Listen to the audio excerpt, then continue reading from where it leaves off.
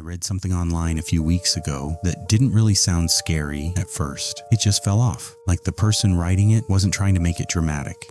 It happened during winter, on a night when the fog was so thick you could barely see across the street. And they said something was standing out there, and it didn't stay the same size. I live alone in a pretty quiet neighborhood. Nothing unusual really happens here. My room is on the second floor, and my window faces the street directly. During winter, the fog gets really heavy at night. Not the kind that just looks nice, the kind that makes everything feel distant and quiet. This happened a couple months ago. It was sometime after 2 a.m. I was just lying in bed, scrolling on my phone like usual. At some point, I looked up toward the window and noticed something outside. At first, I didn't think much of it.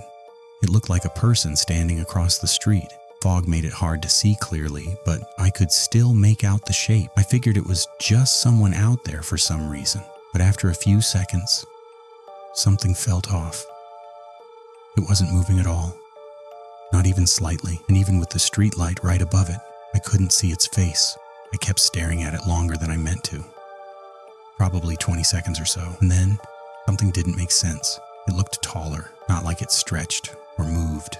It was just different than it was a moment ago. I actually sat up at that point, trying to focus on it.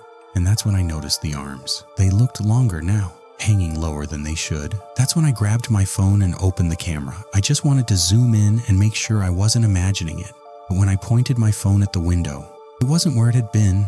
It was closer, not walking, not halfway across, just closer than before. And I never saw it move.